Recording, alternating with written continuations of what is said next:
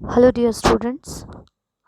Uh, we have discussed about on equality, chapter one, civics. तो हम लोगों ने अभी तक डिस्कस कर लिया था, ठीक है। ये सारे कांता स्टोरीज, ये सारी चीज़ें, then equal right to vote. Okay, here some important things. I will mark it and I'll request you to study carefully. Okay, this one, universal adult franchisee. Okay, now other kinds of equality also we have studied. Okay, next we Om Prakash Valmiki, that his one of his autobiography Juthan he has written. This also I have discussed. Okay, Juthan, this Dalit's life, it is based on Dalit's life. तो एक ये छोटे बच्चे की कहानी है, उनके ओम प्रकाश वाल्मीकि के बचपन की आत्मकथा है. तो इसे ध्यान में रखिएगा आप लोग. It is very important one. Okay, this one. तो मैं मार्क करते चल रही हूँ, इन सब चीज़ों को आप पढ़ते भी जाइएगा, ठीक है. नेक्स्ट, जूठन में क्या स्टोरी है, किस चीज़ पे बेस्ड है, इस चीज़ को आप ध्यान में रखिएगा. रिकॉग्नाइजिंग डिग्निटी, और ये भी हम लोगों ने पढ़ लिया था. Okay, recognising dignity, equality in Indian democracy.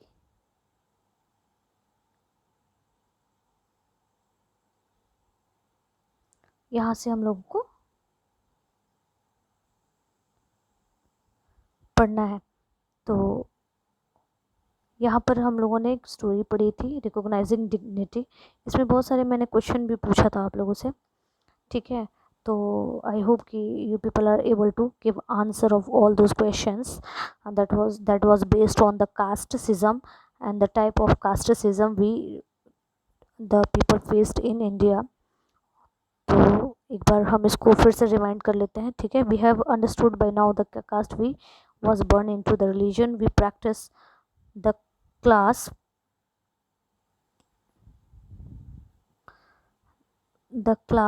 background we came from, whether we are male or female.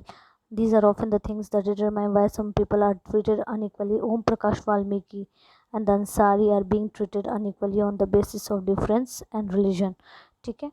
तो when person is treated unequally, their dignity is violated. जब किसी भी इंसान को हम इक्वल बराबरी का हिस्सा नहीं देते हैं, मतलब बराबरी का व्यवहार नहीं करते हैं, तो उनकी डिग्निटी को, उनके आत्मसम्मान को एक ठेस पहुंचता है, जैसे ओम प्रकाश वाल्मीकि को और अंसारी को पहुंचा है, ठीक है. अंसारी की का भी हम लोगों ने पढ़ा, ठीक है. तो यहाँ पर हम लोग ये सारी चीज़ें पढ़े हैं. अब यहाँ से हम लोग पढ़ेंगे this one.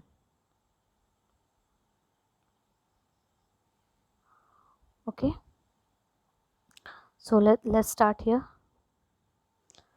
Equality in Indian democracy. The Indian constitution recognizes every person as equal. जो भारत का संविधान है वो सभी इंसानों को समानता का अधिकार देता है.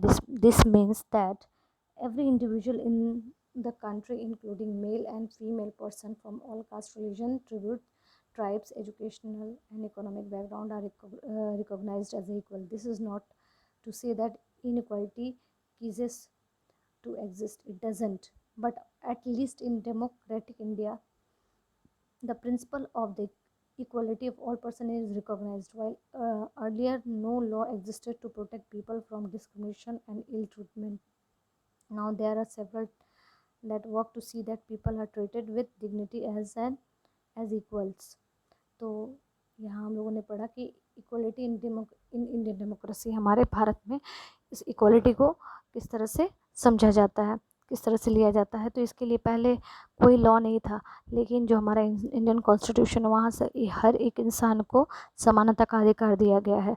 उनको किसी भी पर्सन को, उनके मेल या फीमेल के क्राइटेरिया पर डिफ्रेंशिएट नहीं किया जा सकता, उनको बांटा नहीं जा सकता, चाहे वो कास्ट हो, चाहे उनका रिलीजन हो, चाहे वो किसी ट्राइब्स जनजाति से आते हों, वो पढ़े हों, अनपढ़ हों, उनके इकोनॉमिक बैकग्राउंड या से उनको रिकॉग्नाइज नहीं करना है, उन्हें इक्वल समझना है। ये चीज़ें पहले तो नहीं थी हमारे देश में, लेकिन अभी इनके लिए काफ़ी कड़े नियम भी हैं। हमारे संविधान ने बहुत सारे कड़े नियम, लॉज भी बनाए हुए हैं just to protect people from discrimination, ताकि जो जाति धर्म के आधार पर, जाति धर्म लिंग के बेसिस पे जो डिस्क्रिमिनेशन, भेदभाव होते रहे हैं, वो फिर से ना हो। If you one of the Ansari, how would you have responded to the suggestion that you change your name? अगर आप अंसारी फैमिली होते सपोज, तो व्हाट डू यू थिंक, अगर आपको किसी ने, आप खुद सोचिए, अगर आप एक मुस्लिम फैमिली होते, अंसारी की फैमिली हुए होते, तो डू यू थिंक कि अगर आपसे कोई कहता कि आप अपना नाम, सरनेम चेंज कर लो, तो आपको कैसा फील होता? Can you think of an incident in your life in which your dignity was violated? How did this make you feel? क्या आपको कोई ऐसा इंसिडेंट आपकी लाइफ में है जिससे आपकी डिग्निटी, आत्म सम्मान पर ठेस पहुंचा हो? अगर ऐसा है तो उसको शेयर करिए। Now you can see the pictures. It's a scene of one film. You can see here in the 1975 film Diwar, a boy who works as a shoe shine refuses to pick up a coin thrown at him. He feels that there is a dignity in the work that he does and insists that his fee be given respectfully. इस picture में दिखाया जाता है, दिखाया गया है एक scene में, एक बच्चा जो शू पॉलिश करता है, उसे जब पैसे फेंक कर दिए जाते हैं तो उसे वो लेने से इनकार कर देता है और कहता है कि उसके काम का सम्मान हो, क्योंकि वो जो काम कर रहा है वो काम किसी के आत्मसम्मान के लिए, वो जो काम कर रहा है उससे किसी को ठेस नहीं पहुंचना चाहिए, उसके काम को नीचा ना समझा जाए, उसके काम को रिस्पेक्ट दिया जाए। तो यहाँ पर ये चीज़ें इस फिल्म में दिखाई गई है। The parliament is the cornerstone of our democracy and we are represented in it through our elected representative। ठीक है, तो जो पार्लियामेंट है यानी हमारा जो संसद है वो हमारा कॉर्नस्टोन है ऑफ एक democracy and we are represented in through our elected representative. और हम जिनको चुनकर भेजते हैं वो हमारे प्रतिनिधित्व होते हैं और वहाँ पर पहुंचकर हमारी प्रतिनिधि करते हैं। ठीक है, तो सस्टेनेबल डेवलपमेंट गोल यहाँ देख रहे हैं आप, ज़ीरो हंगर, ये हमारा गोल होता है कि कोई भी इंसान भूखा ना सोए। This recognition of equality includes some of the following provisions in the constitution. First, that every person is equal before the law. ठीक है, कानून के पहले सभी इंसान बराबर हैं। हमारा कॉन्स्टिट्यूशन सभी को इक्वल होने का अधिकार देता है। ठीक है, नो डिस्क्रिमिनेशन, किसी को भी जाति, धर्म, लिंग और उनके स्थान के वजह से उनको बांटा ना जाए या उनमें भेदभाव ना किया जाए। What this mean is that every person from the president of our country to Kanta, a domestic worker has to obey the same law.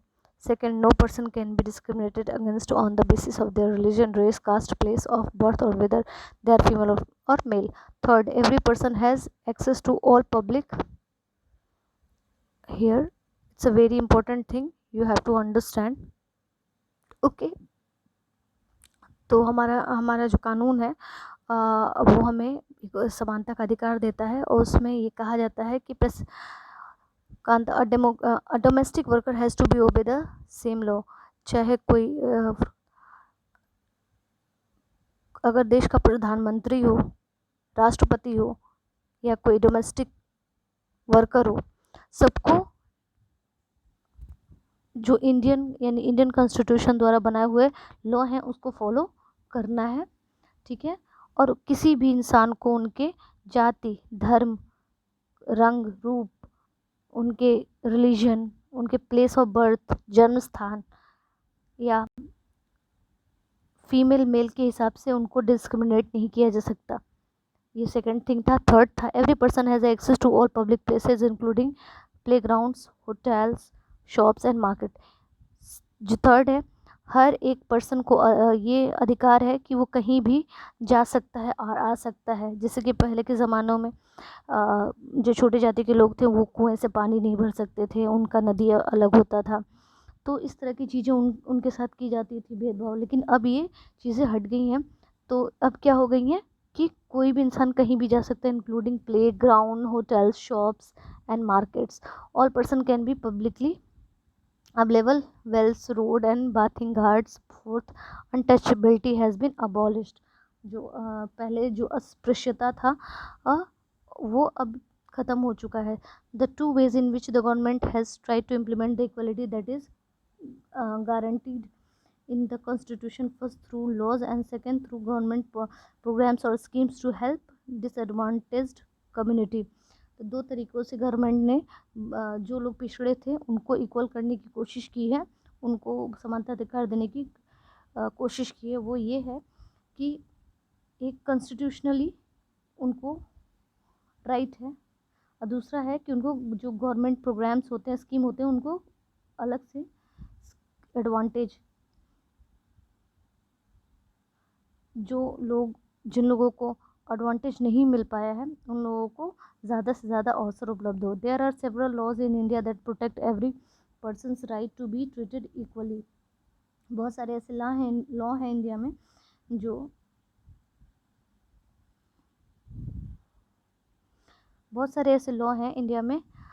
जो इंसान के राइट को प्रोटेक्ट करने के लिए बनाए गए हैं। Person's right to be treated equally, ताकि कोई आजकल के ज़माने में कोई भी इंसान किसी के साथ मिसबिहेव नहीं कर सकता, इल ट्रीटमेंट नहीं कर सकता है। In addition to law, the government has also set up several scheme to improve the lives of community individual who have been treated unequally for several centuries. These schemes are to ensure greater opportunity for the people who have not had this in the past। तो जिन लोगों को जो एक community जो दबी थी सैकड़ों सालों से, उनको उठाने के लिए, उनके उत्थान के लिए, पुनरुत्थान के लिए बहुत सारे स्कीम गवर्नमेंट ने लॉन्च किए हुए हैं। उनको सरकारी जितने भी गवर्नमेंट जॉब्स होते हैं उनमें स्पेशल प्रायोरिटी मिलती है, जिसे आरक्षण आज के ज़माने में कहते हैं। उनके लिए स्पेशल प्रोग्राम चलाए जाते हैं ताकि उनके साथ कोई भी इल ट्रीटमेंट ना कर पाए। One of the step taken by the government includes the mid day meal scheme. एक और स्टेप लिया गया है मिड डे मील। ठीक है, मिड डे मील में क्या होता है? This refers to the program introduce to the government elementary school to provide children with the cooked lunch. तो सरकारी स्कूलों में बच्चों की संख्या बढ़ाने के लिए ये स्कीम लाई गई थी, क्योंकि स्कूल गरीब जो माँ बाप होते थे वो अपने बच्चे को पढ़ाने की अपेक्षा उन्हें काम करवा कर उनसे पैसे कमाने की कोशिश करते थे। तो ये जो था ये सबसे पहले तमिलनाडु में लॉन्च हुआ था। was first to introduce this scheme। सबसे पहला तमिलनाडु था। And in 2001 the Supreme Court asked all state government to begin the program in their school within 6 months। और उसके बाद जब ये सक्सेस हुआ तो 2001 में सुप्रीम कोर्ट ने सभी गवर्नमेंट स्कूलों में इसे लागू करने के लिए कह दिया गया। 6 मंथ के अंदर ये सभी स्कूलों में सभी प्राइमरी स्कूलों में ये लागू कर दिया गया। This program has had many positive effect. This program जो था ये प्रोग्राम था बहुत से पॉजिटिव इफ़ेक्ट्स ले आया। This includes that fact that more poor children have begun enrolling and regularly attending school। Teachers reported that early children would often go home for lunch and then not return to school, but now with the midday meal being provided in school, their attendance has improved। Their mothers who earlier had to interrupt their work to feed their children at home during the day now no longer need to do so। This program has also helped reduce caste prejudice because both lower and upper caste children in the school eat this meal together, and and in quite a few places Dalit women have been employed to cook the meal. The midday meal program also helped reduce the hunger of poor students who often come to school and cannot concentrate because their stomach are empty. तो ये जो programme था ये बड़ा successful हुआ